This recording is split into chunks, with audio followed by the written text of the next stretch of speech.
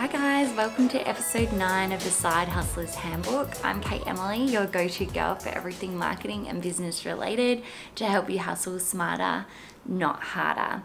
So today I'm going to be talking about goals. Something you might not usually think of when you think of social media. If you've never set goals before for your social media campaigns, you're not alone. But I think I've got a pretty safe assumption that you've already made a social media account, even if you're in the first moments of starting your business or even just in the inspiration stage. You just got this idea in your head and you want to create an account to share the stuff you're up to. So if that's true, which I'm assuming it is, this episode is for you. Well, having access to social media is an incredible resource to promote your product or service for free. It is quite limited, and I would assume you're going to start thinking about spreading the message further through advertising. And when you do that, you really need to make sure that you're getting good return on investment. So how you work that out is actually setting up goals for your social media campaign and really understanding why you're doing what you're doing. So setting up ads on social media accounts is so easy because, well, they want you to spend money. So they make it really, really easy for you to drop, anything from $5 a day to thousands of dollars per day on a campaign. And it really does tailor to any budget, which is awesome, but also dangerous because it means you can just be spending $5 here, $5 there, which really does add up. And you have no idea whether your money has actually worked or it hasn't. So setting up goals is going to be really important for you. When I first started using social media, I didn't set up any sort of goals or have any idea of what I was trying to achieve. I'd just be dropping a few hundred here, a few hundred there to sponsor, to promote posts, to create some ads to target a target market. Who knows who those people were? Basically, I just wanted to get more exposure for the brand that I was working for, and that was just another medium of doing it, and it was pretty cheap in comparison to other things I was up to. So it was just like slashing money around to see if it actually stuck. And whether it did or not, I don't really know. You can see how many click-throughs you get on a link, you can see how many followers you get, but what does that really mean? Especially if you don't know what your main objective was from the start. So how should you be setting goals? Well, you've probably heard of SMART goals before. It's an acronym, yes. It's a very marketing thing to do. But SMART goals are really important rather than just creating some really vague goal for your social media campaigns. So to go through it, so S is specific. So the more specific your goal, the more you'll be able to hone in on it. Measurable, use numbers to quantify these goals. Attainable, set goals that are within reach. Relevant, your goals should be relevant to your business success. And timely, goals should be time sensitive. So the difference between SMART goals and just a goal is that they're going to be way more measurable, and you're going to be able to actually see if you've achieved them or not. An example of a regular goal, or what you think a goal might be at this stage, is I want to get more exposure for my business. What does that mean? Who knows? How can you measure whether you've achieved more exposure? Is more exposure having one extra person click through to your website, or is it having 100? You have not set those parameters up, so you don't really know if it's been successful or not. Instead, a SMART goal would be, I want to get 100 click-throughs to my website from my social media campaign, through my Facebook campaign, just to be even more specific, within the next month. So you've put a time frame on it, you've put a quantity on it, and you've been really specific about how you're going to achieve it. So in this episode, I'll be talking about the different types of goals you could look at in your social media campaigns. So not all goals have to be around getting sales, while that I think should be part of your strategy, it doesn't have to be all of it. There are so many different ways you can go about creating goals. So I have created a worksheet which you can download via the link in my description below, which will run through what goals you should be tackling, and you can start popping them in yourself. So social media goals fall in two categories. So there's branding goals and conversion goals. So branding goals are about getting more followers, getting more reach, having more people engage with your brand, see your brand. It is still super important, and I think it's a critical thing for your social media strategy, and should be definitely something you do focus on. But I think you should have a combination of branding and conversion goals. Conversion goals are about actually getting something to happen. So whether that is you want them to sign up to your email list, or you want them to buy a product, or you want them to do something on your website, that is a conversion tactic. So basically it's converting them from a very, very cold lead, or a maybe cold lukewarm lead, to a warm to hot lead, so you can actually start communicating with them in a more sales focused way through email or something like that. Social media isn't a platform to sell. As I've said before in other videos, it doesn't work. So people want to be part of a conversation. They don't want to be just sold to the whole time. So instead, on Facebook or any other social platform, you should be doing more of a soft sell. So there's 3 ways you can do that. It's one, sharing content from other users. See how that is a tactic that is actually showing your potential customers that people are buying your product and loving your product. So that's a really great way to do it. 2 is engaging your community with questions. So really asking them questions about where they're at, and potentially relating those back to a problem that you're trying to solve. Or you might use these questions as a way of actually getting more feedback from your customers about things that they would like to see. And then that's almost like a market research tool for you. 3 is to promote yourself as an industry leader. So to really show that you are a leader in your space, not just in selling your product saying, I'm the best cafe in all of Melbourne. That's not what I'm saying. If you are a cafe in Melbourne, talk about what other cafes are doing and what's happening in the cafe industry, and maybe talk about baristas and the skills of a barista, those sorts of things where you're talking about yourself as a industry leader and educating your audience, rather than sell all the time. So I'm going to go through 7 types of goals that relate to social media. So you can use a combination of these in your next social media campaign. So goal 1 is followers, so growth of followers.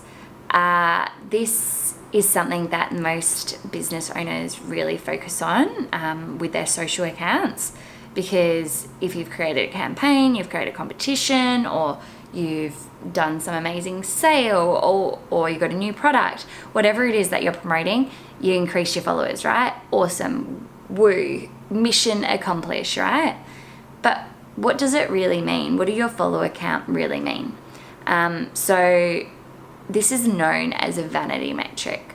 So while it makes you feel good and potentially look good, it doesn't necessarily mean you're increasing your sales. So just because someone clicks follow doesn't mean they're going to buy your product, or that they have bought your product, which is definitely something to consider when you are playing the self-comparison game against all the other brands on social media. Just because they've got followers doesn't necessarily mean that they're selling lots of product. So you don't know where they're at in their business.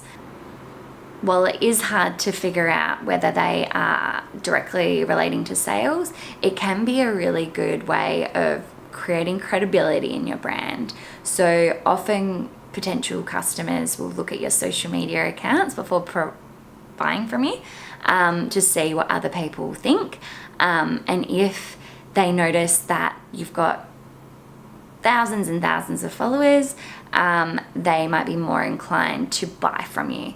That's not to say that's necessarily the case, however, it is seen as a credibility tool.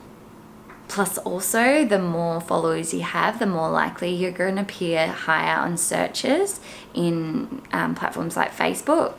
So if someone's searching for a particular industry, you're more likely to appear above someone else that doesn't have as many followers. So goal 2 is increasing your reach. So reach is about how far your message goes. So how many people see your message. So when you're doing paid advertising, you can actually target your reach to go to a certain type of person. So based on demographic and behavioral information, which is super cool. But it's the further you reach, the more likely you're going to attract people that going to engage with your brand and hopefully sign up, like, buy, all that sort of stuff as well. So the further you can reach a more targeted group of people, the more likely you're going to reach people that are going to be similar to the people you already like, that already like you. So goal 3 is growing brand engagement. So this to me is the most important branding goal, because it actually means you are going to be seen by more people. The more engagement you get, the more likely more customers are going to see your product or service. So, for example, if you've got 1 million followers and you only get 1 or 2 likes on a photo, it means that you're not got great engagement, which is not a great look from the perspective of potential customer seeing that. But also it means you're not actually communicating to these people, or maybe they're not the right people for you at all anyway, so they'll never be your customers. And as consumers are becoming way more savvy in this space, whether they're starting their own business and starting to understand how engagement works, they'll be noticing if you are posting something and it doesn't get any sort of comments, likes, or anything like that, then they will notice that maybe something's up with their followers. So goal number 4 is effective customer service. So while this might be a goal that you wouldn't necessarily think of in regards to social media, it totally is. Because social media is so instant, it's requirement for you to make sure you respond to any queries, complaints, concerns, or just any sort of comments on your social media accounts as quickly as you can. 9 to 5 does not exist in social media land. So whether that means you need to have alerts set up on your phone, or have a VA or someone that can answer queries outside of business hours if you don't want to be looking at your phone during those times, then set those things up. I mean, you don't have to get back to them within an hour, especially if it's at like midnight or something, but definitely respond to people over the weekend. That is definite thing you should be doing. Ways you can measure how effective you are at your customer service is customer response rate. I mean, you can also measure how many inquiries you're getting through and how quickly you respond. And this is a great one, especially if you have a business that requires a lot of service, or you're selling a lot of products, because future customers might look at how you respond to other customers and will determine their buying behavior based on that. So another thing to mention there is if you do have complaints on your page or something like that, make sure you don't just delete them, respond to them, and take it offline as quickly as you can, because you want to show other potential customers that you are responding, that you're not just deleting negative comments. So goal number 5 is increasing website visits. So this is the first step of your sales funnel. So whether you want to take them to a specific landing page based on whatever your social campaign is about, whether that's taking them to an opt-in freebie like I do through my YouTube channel, or it might be taking them to a specific sales page or just to an article or whatever it is, just consider where you're going to be taking them and see how you can get an email from them. This is super easy on Facebook, Pinterest, LinkedIn, etc. It is a little bit challenging on things like Instagram because you can't put a link in your comment. I would put the link in the bio and then as the image, put an overlay of text over the image rather than just having an inspirational image. While this may mean your engagement rate goes down on the image itself, it means you will get more likely higher click-through because it requires people to take a different type of action. Just saying it in the copy might not get across, but I would suggest you try both and see what works best for you. So goal number 6 is lead generation. So social media is a great way to develop leads. By leads, I mean email addresses, not necessarily people going through and purchasing. So basically a lead is just someone you can talk to later with your sales message. It's often a great way to do this because social media is a very conversational platform and you don't feel the pressure of buying if you're doing your content post right.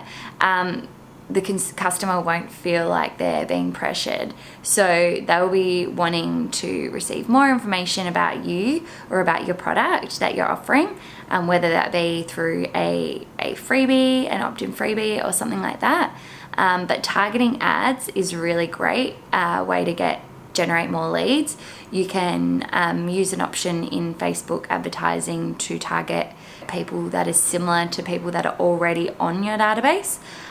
So have a play with that and see how you go. And goal number 7 is lead conversion. So you might want to set up a goal around how many leads convert via your social media campaigns. So how you can measure this is by adding a pixel to your website. Facebook and Instagram have the ability to give you some code which you can either give to your developer or add in the back end of your website. If you Google it, you'll be able to figure it out. And that code will then be able to tell Google Analytics that you've got an ad, someone's clicked on that ad, then they've gone to your site and purchased something. It knows exactly that process and can tally up how many people actually go through that process, which is really cool. So it's a great way to work out your return on investment because you can go, okay, well, I've spent $100 on ads, but I've received $1,000 worth of sales from those ads. So that's a great return on investment. Whereas if you spend $100 in ads and only got $100 worth of sales or no sales at all, then it's not a great return on investment. So it might be better to do something else or tweak your ads or something like that. So I know that's a lot to take in. These 7 goals can be a bit confusing. So I've created a graphic which you can see now, which goes through the 7 goals that you can incorporate in your strategy. So goal 1, follower growth. Goal 2, increase reach. Goal 3, build engagement. Goal 4, effective customer service. So these 4 goals are part of your brand goals. And then goal 5, increase web traffic. Goal 6, lead generation. Goal 7, lead conversion. So these are your conversion goals. So which goals are you going to be focusing on? What do you feel is most relevant to you and your brand? So I've put this all into a worksheet for you with examples of each goal and how you can use them to as part of your social media strategy. Just click the link in my description below and you'll get instant access to that worksheet. But just the biggest thing to remember is growing followers should not be your only goal on social media, especially if you're paying for advertising. while it is a goal, it's not the only one. So have a look at these goals, work out how they'll work for you, and I'm sure you'll see great success in your social media, and at least you'll be able to start measuring a return on the investment that you're making on advertising. So that's it for me for today. I've got some more videos coming up around social media as well, and tips and hints for you to use. So please subscribe to my channel. You'll get an update for when they go live. Until then, bye for now.